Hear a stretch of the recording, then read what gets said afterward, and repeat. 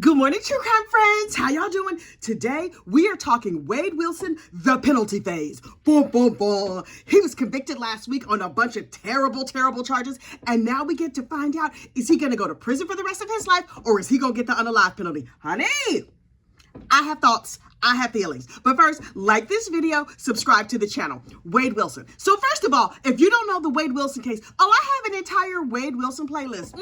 I appear to be a chaos Muppet, but in some ways, I am very much an order Muppet. So look, Wade Wilson. Last week, we found out in a 3-day trial that Wade Wilson was sort of a ne'er-do-well. He was a young man who was raised in a loving family. Now, was he adopted? Yes, he was adopted. His mama got pregnant when she was like 13 or 14. Ooh, that's so young. The father was real young too. And then the mama's family was just like, girl, you're too young to be parenting. So it's some nice people down to the church.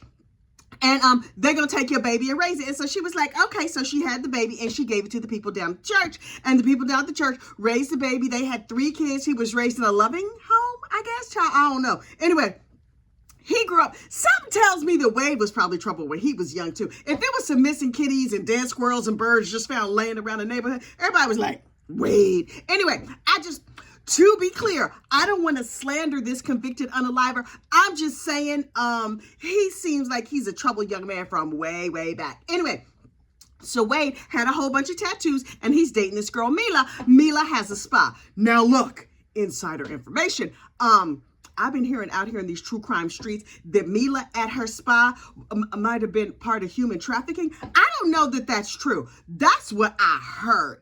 We have now entered the rumor portion of the program, but I don't know what was happening down at Mila's spa.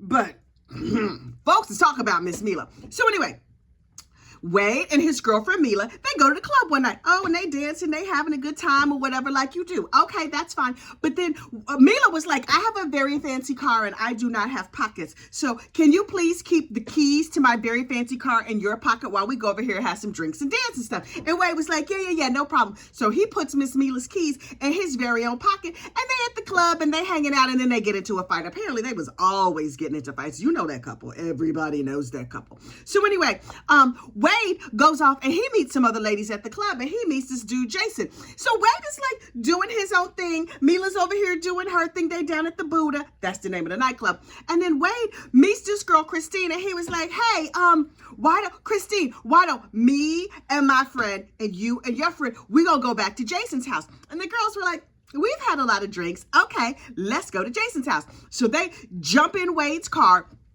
Jason drives Wade's car. They go on over to Jason's house and Jason's mama is like, wait, why all these people at the house?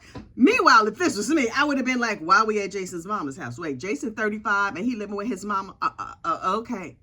The mama was big mad. I still want to hear from Jason's mama. Anyway, so Jason's mama was real upset. And so this foursome went back to Wade's room.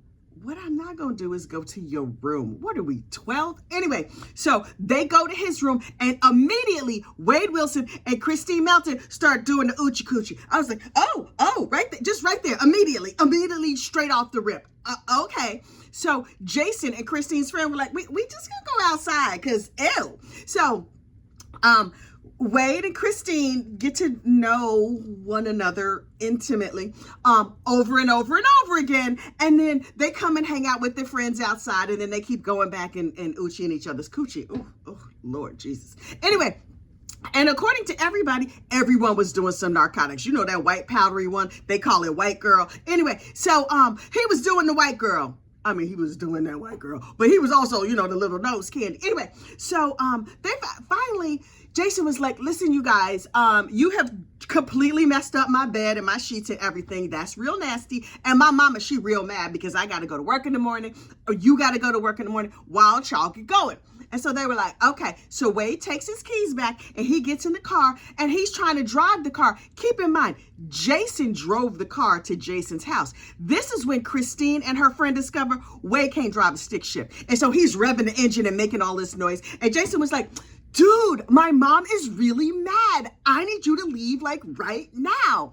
And so, Wade was like, I'm trying, but I'm really high on a lot of narcotics and I'm not good at driving stick shift. And so Jason was like, pulls the car out of the driveway, gets the car in the middle of the street, and then points it in the right direction so that everybody can get in the car and leave. Because his mom, mama was standing there with a broomstick in the doorway, ready to start bashing people upside the head. I just made that part up, but it seems true to me. So anyway, they finally get in the car and they drive over to Christine's house. If stupid was 3 people, because this is real stupid. How come you can't just get an Uber? And then Wade was like, wait, I can't find my phone. And they were like, look, Jason was like, you can't come back in here.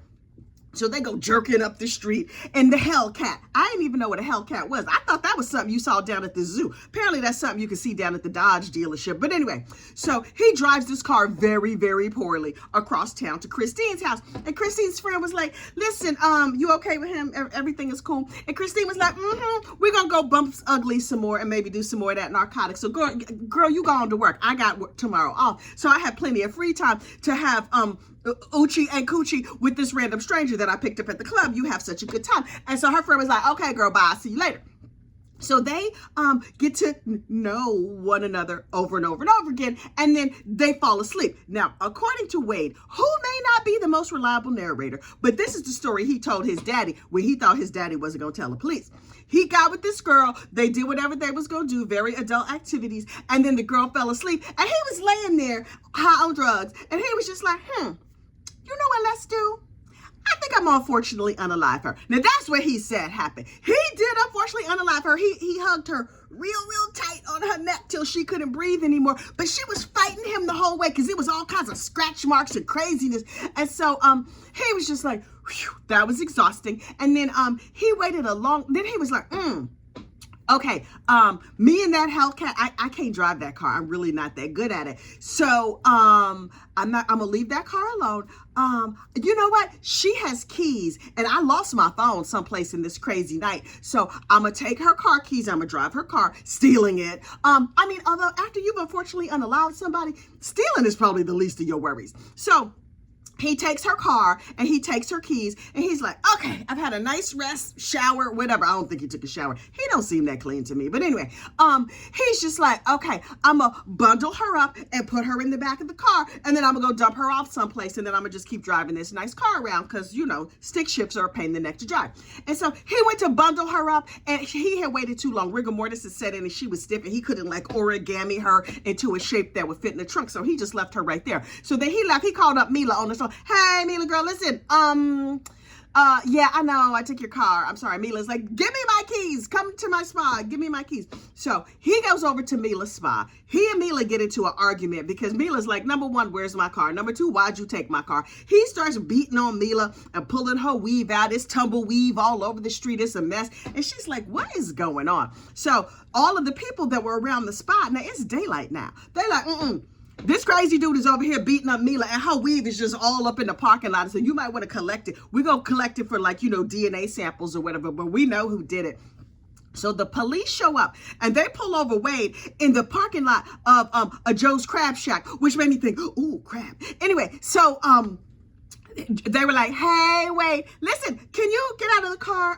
There's been damage to a weave, and we would like to talk to you about a deadly assault on a weave. And he was like, I don't know what you're talking about. I do nothing. Screech! And he screeched tires in the stolen car, and he drives off, and he sees another lady walking down the street, Diane Ruiz. And he was thinking to himself, you know what? I have already, unfortunately, unalived a lady, a weave. I'm using a whole bunch of narcotics. Seems like a good idea to just pick up this random stranger off the street. So he picks up Diane Ruiz off the street. And while he's driving, he unfortunately unalives her as well. That is the epitome of distracted driving. And then he just hugs her real tight on her neck, but she's not entirely off this mortal coil. And he's like, dang it. So he throws her body on the ground and runs her over and over and over. And then he throws her away in some bushes and stuff. And then he just goes on with his life. And everybody is like, wait, what happened? Wait, they find the body. They find the car. They find all this stuff. And the cops are like, okay, well, now we got to find this Mama Luke. Now Wade goes to his friend and was like, hey, dude, I did some bad things today. Can I borrow some cash? I need a bus ticket or a plane ticket or something like that. His friend goes in the back room and is like, Hello 911. It's a crazy Mama Luke out here. I don't even really know him that good, but I told him I had a stack of bus tickets in the back, and I'm supposed to be back here getting the bus tickets. Can you come now, please? Because he said he has unfortunately unalived some people. Thank you so much. And while the cops are on the way, Wade ran away and broke into somebody else's house. He is a one-man crime spree. And so he breaks in somebody's house, and then he changes clothes, eats a sandwich, and drinks some White Claws. And so finally, he calls his dad and was like, hey, Dad, listen, earlier this morning, I did some terrible things. And then he went into all this detail about all the terrible things he did to all these people while drinking the White Claw of a stranger. A White Claw is a drink. It's not like a claw. Anyway, so the dad was like, man, okay, of course I'll help you. Keep in mind, this is his biological father, who he has recently reconnected with. His biological father did not raise him. His daddy was only like 14 or 15 when he was born. And he's just like, I'm trying to be a good father to this Mama Luke, but he seemed dangerous and crazy. So the daddy did the right thing, was like, boop, boop, boop, boop, boop, boop. Hello, police. I got my son on the other line. And he was like, wait, well, he's like, two phones, where you at? 123 Main Street? Police. He's at 123 Main Street. Yeah, I'm going to send a bus ticket and a plane and an Uber to get you or whatever. And Wade was like, okay, cool. He's like, but hang on. Okay, he's hanging on. Go over there. Now. So they go over there and they arrest Wade. And his daddy was like, whew, this crazy man is off the street. And so they take Wade to jail, where he sits for 2 or 3 days where they get together all the evidence. And then they're like, say, Wade, do you want to talk to us? And he's like, no, I didn't do nothing. And they were like, Wade, why don't you talk to us? What would it take for you to talk to us? And he was like, a burger and fries. Really? That's all? Me personally, I would have requested some key lime pie. But that's me. I have a whole thing for key lime pie. Anyway, anything lime, actually, I really, really love limes, but this is not about me. So he requested a burger and fries. And so they went and got him a burger and fries. And he sat down, and on tape, he told the whole story of all the terrible things he had done. And the cops were like, we're recording this, right? He was like, can I have, do you have more ketchup? Because my fries, salt. And do you have a napkin? And they were like, of course.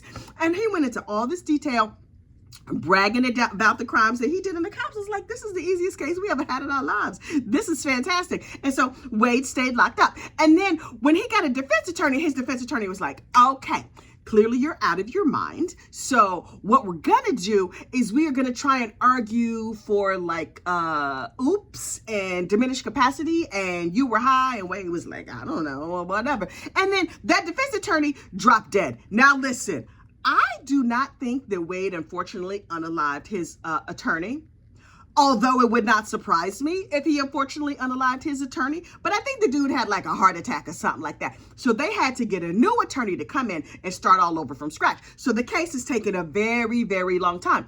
In the meantime, Wade has been locked up all this time. And he was like, you know what? I was a one-man wrecking crew when I was out there in these true crime streets. I need something to do with this energy. And so he used all the energy he was using to cause mayhem out in the streets. And he started getting tattoos. He got a big swastika tattoo on his head. And then he started getting tattoos on his face. And by the time this trial came to court, one whole side of his face was all tattooed up, and the other side has scattered tattoos, but he has tattoos on his hands, on his arms. He got tattoos all over. He looks crazy. Wade went from being a very tall white man to being a person of color. Many, many colors due to all them Technicolor tattoos all over his face. Jail tattoos. That seems so unsanitary to me. But, I guess I would not find myself in that situation to start with, so it's not really a concern that I should have. Anyway, so, Wade is like, Your Honor, I would like to be able to wear makeup to cover the tattoo so that I'm not prejudiced before the jury. And there were many hearings about it. And finally, the judge was like, okay, that seems like a good idea. And Wade was like, okay, great. And then he went to court with no makeup on. What? Okay.